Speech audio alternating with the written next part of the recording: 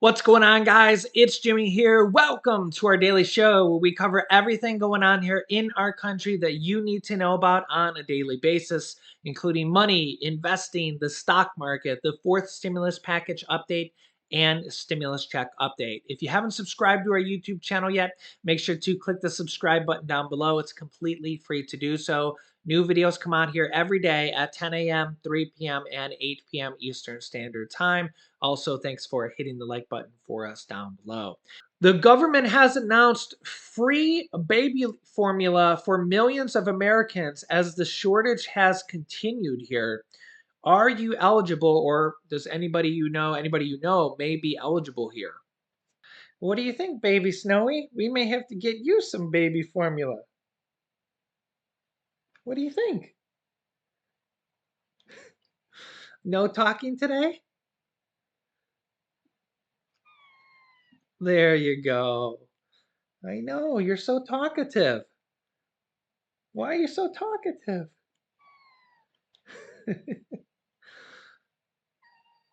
I know you're getting so big.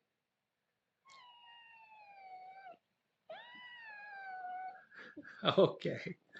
But relief is on the way to families facing the nationwide baby formula shortage. The U.S. Department of Agriculture, the USDA, has announced it will soon provide free formula. This comes as the government was criticized for responding too slowly. Walgreens had alerted customers about shortages last November, and then came the baby formula recalls in February of this year, when recalls were made by Abbott's Similac formula, Alimentum, and Alicare. Similac happens to be the most popular selling brand in the US and abroad, and the shortages had been significantly worse for low income families. Those in the WIC program, Women's, Infant, and Children, are limited to purchasing certain brands, some of which were recalled. So, how is the USDA going to help? As Reuters reported, the USDA will cover the cost of formulas not usually covered through WIC. This aid is authorized under the Access to Baby Formula Act of 2022, signed by President Biden here about a week ago. Quote, WIC families are depending on us for this vital nourishment their babies and children need to thrive, said Agriculture Secretary Tom Vilsack in a statement. Quote, we cannot let them down.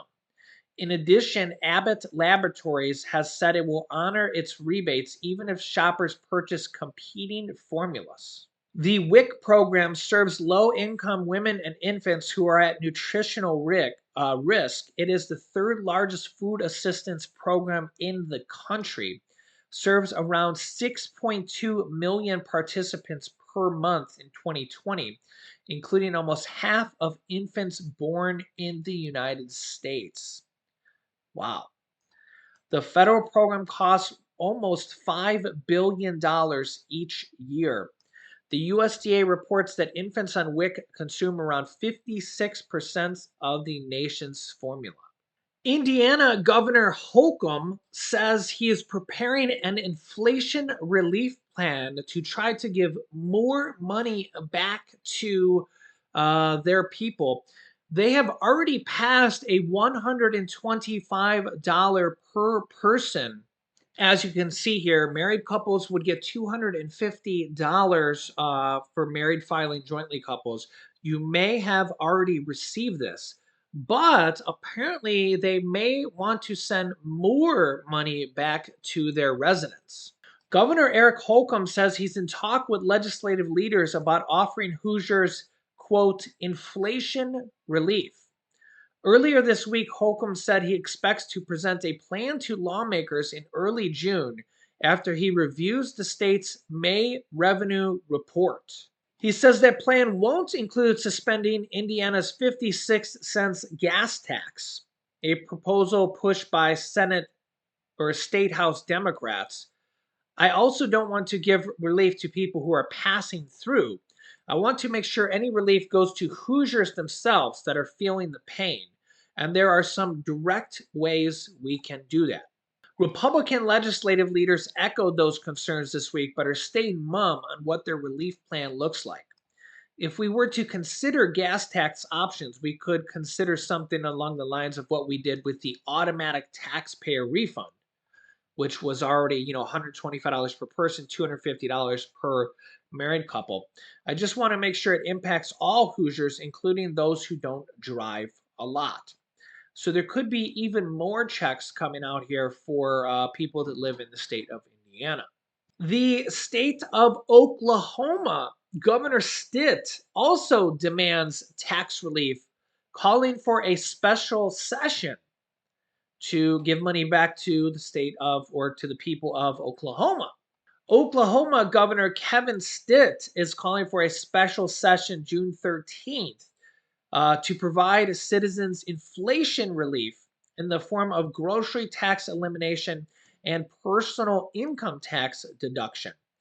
Governor Stitt held a press conference Thursday to call for a special session of the legislature to eliminate the state sales tax on groceries and reduce the personal income tax, quote, for all Oklahomans.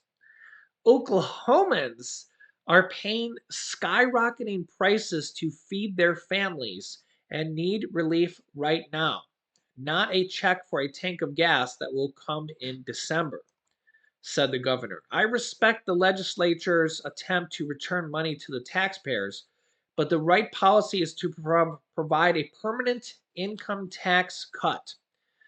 One-time $75 checks will not make a lasting difference for most Oklahomans and could actually increase inflation, not reduce it. I don't know about that, but I mean, come on. But despite bipartisan legislation to end the state's grocery tax, the final budget agreement did away with the proposal. Stitt said it must be brought back to the table on June 13th. Oklahoma is just one of 13 states that taxes groceries, and most affects the people who can least afford it. Our strong fiscal discipline over the years has given us the ability to eliminate this tax, and now is the right time to do it. He also announced his veto of HB 4473 and 4474 to provide the quote inflation relief checks in SB 1075 to reduce the tax on motor vehicle purchases, saying lawmakers need to provide Oklahomans with real relief now. The governor line item vetoed two portions of the budget and said it will go into law without his signature, as he was not involved in the budget process this year. A little bit of a disagreement there. Yeah, I mean, I can't comment too much because I haven't read the whole bill like these guys have. So it's a bill that appropriates $9.8 billion and includes the budget of $32.5 million to eliminate the state's 13-year waiting list for developmental disability services. That is ridiculous. I mean, if you have developmental disabilities, how can you wait 13 years on a waiting list? I mean, you could die during that time. That's just ridiculous. Absolutely ridiculous. Yeah, and really, as the federal government and the states are all bringing in more money now, as unemployment is around a 50-year low. It's at like 3.6% right now. The 50-year low was 3.5%, which we were just at like a month or two ago. They need to put this money to good use, which is building infrastructure, helping people in need, and helping the poor, helping the people that are literally starving right now, and giving money back to the people, and using this money with good policy. So you let me know your thoughts. I mean, what do you think your state should be doing with the money? And remember that there was $350 billion given back to 50 states. Each state got over $1 billion. The larger states got multiple billions of dollars from the last stimulus package alone. And now states have billions and billions and billions of dollars that they're having in surplus right now because they're taking in more money than they're spending. And what are they going to do with it? What should they use the money on? Same thing with the federal government, but the federal government on a larger scale. President says $1.5 trillion they're going to have in surplus, in extra money. So remember, the government's used to running a deficit. So now they're actually going to have a surplus for the first time in almost ever.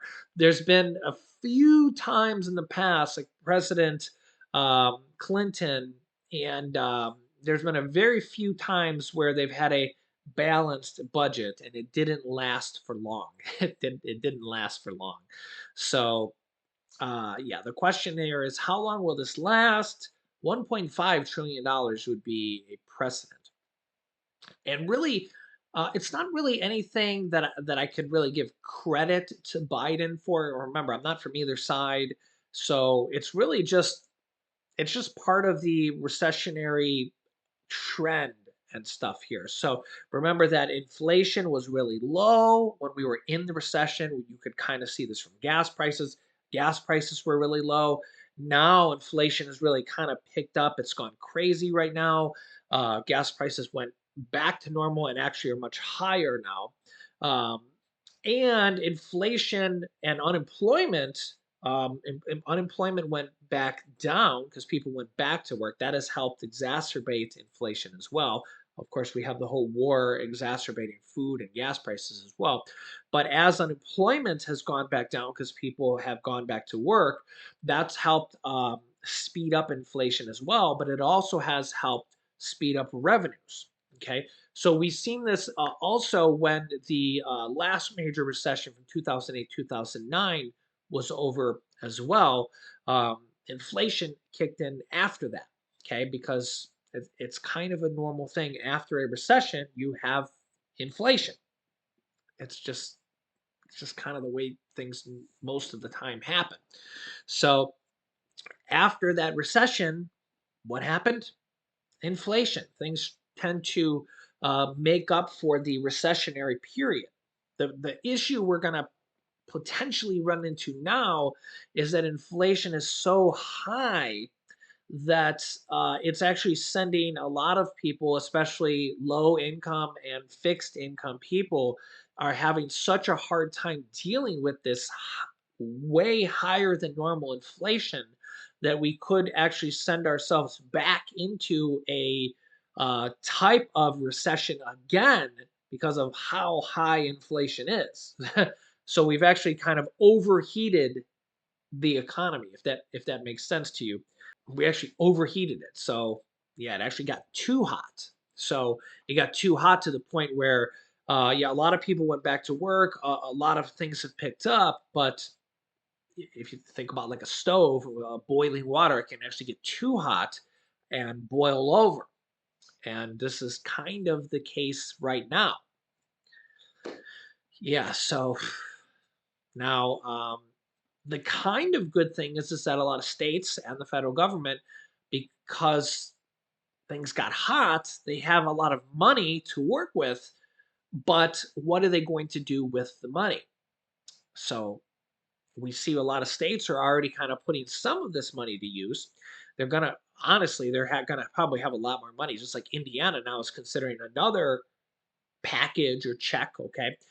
Because I think Maine actually did two already here as well. But a lot of states are probably going to have multiple because they just have so much money coming in. They can. Okay, so the question here is, what are these states and the federal government going to be able to do with this money, or what are they going to do with this money? Because they have excess money, a plethora of money. So I'll keep you up to date here with everything going on here in our country. Make sure to subscribe down below to our YouTube channel. It's completely free to do so. After you click the subscribe button, click the bell icon to get reminders when we go live with new videos. And I'll keep you up to date here. You can click here to watch my newest video next. And you can click here to see my new stimulus check video I just did with all the states that have passed stimulus checks here just recently. So click on one of those videos next. Thanks for watching, guys, and I'll see you in the next video.